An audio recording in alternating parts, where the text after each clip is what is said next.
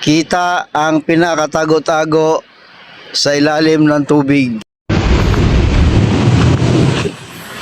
Ayan guys, mega low shoutout Dito na naman tayo sa Dolomites Beach. Ito, kita na ang ebidensya.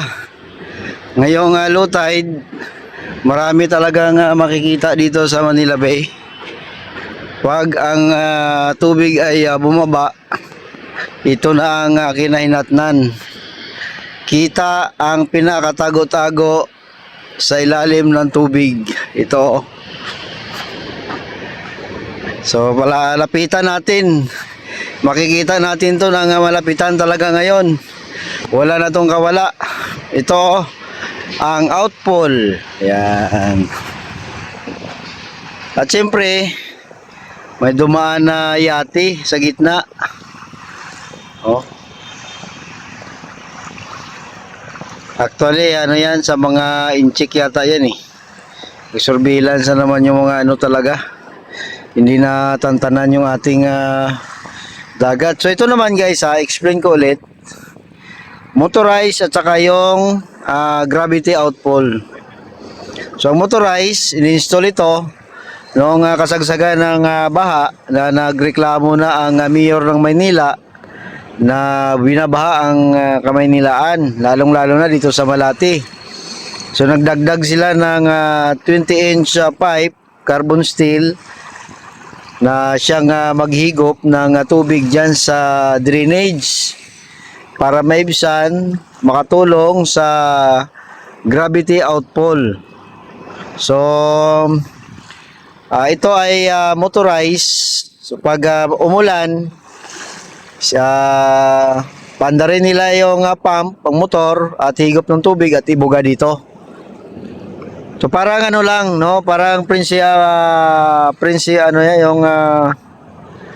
principle niya, ang concept pala ay yung pag bumaha, imbis na mano-mano, mas tawag dyan saga, so motorized na siya. So gano'n na lang.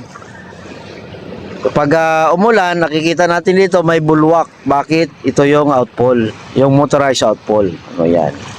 So nakikita lang yan tuwing low tide. Pag high tide kasi nakabaon yan sa tubig. Ngayon, tulong yan dito sa gravity outfall. Gravity, tawag dyan kasi normal flow lang siya. Yung kusa lang ang tubig na dumadaloy. Ang problema, dahil nga nakabaon siya, along siguro mga nasa 200 meters pa yan doon sa gitna, at ang open kasi ang dead end yan, open siya. So pumasok ang tubig ng dagat.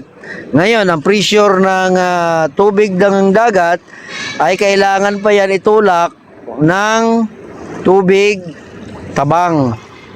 O di ba?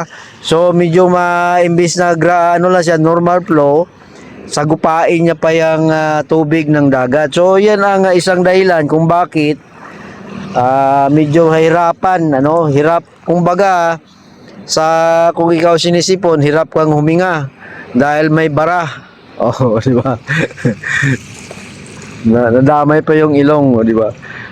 So, motorized and gravity outfall. Tatlo yan, meron yan dito sa gitna sa may Remedios and doon sa may Quirino. Na makikita nyo rin sa aking mga previous vlog, na binablog ko rin palagi, na bumaluktot din doon. So, isa din doon sa dahilan kung bakit nahirapan din magpalabas ng tubig. Yan. So, yan ang dalawang outfall dito. So, nakikita lang ito tuwing low tide dito sa Manila Bay o sa Dolomite. So, yan ang itsura ng Dolomite ngayong tanghali na, alas 11. So, medyo tinanghali tayo. At medyo makulimlim. Sana wag naman na umulan, So far so good naman ang Dolomites Beach. Ngayong araw, ito na may alagang-alaga sa paglilinis ng mga Estero Rangers at tayong mga DPWH. So may ilan-ilan na masyal, kunti lang kasi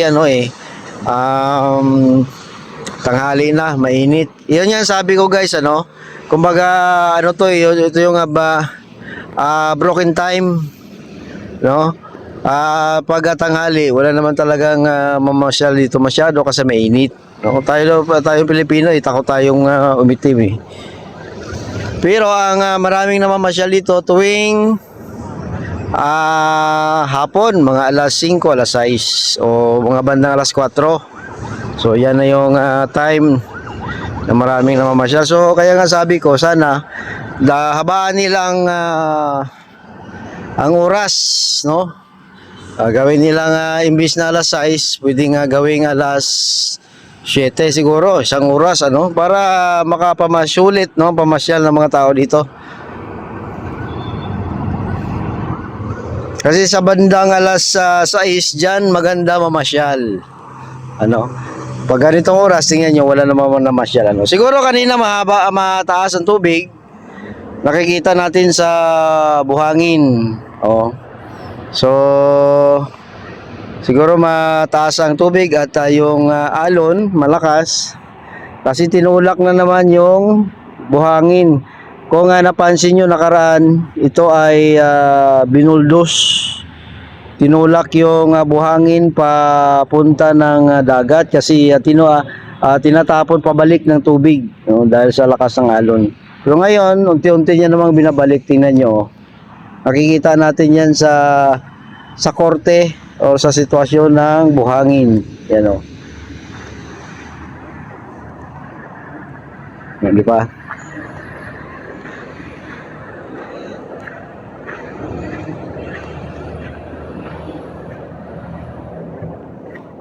So dito naman sa gilid ay may nakita ko na may nangunguha ng isda, no? Member yan ng Estero Rangers. Kita yung tila kasi nga low tide. So kita ang tila. Kaya nga sabi ko, tuwing low tide, maraming nakikita dito sa Manila Bay. Unlike sa high tide na mataas ang tubig, wala kang makikita.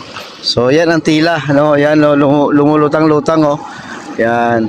Tila yan na tinakip nila bago nila binakpil ang dolomite, ang white sand. May tila yan sa ilalim. So yan kita na. So kala mo lang yan bato pero tila po yan. Yan naman ang kinakapitan ng tahong. Yan. Minsan maraming tahong dito. So yan ang update dito sa Dolomite Sand Beach guys. Paki-click like and share po ng ating video. Salamat guys. Mag-ingat po tayo. Happy Three Kings sa lahat.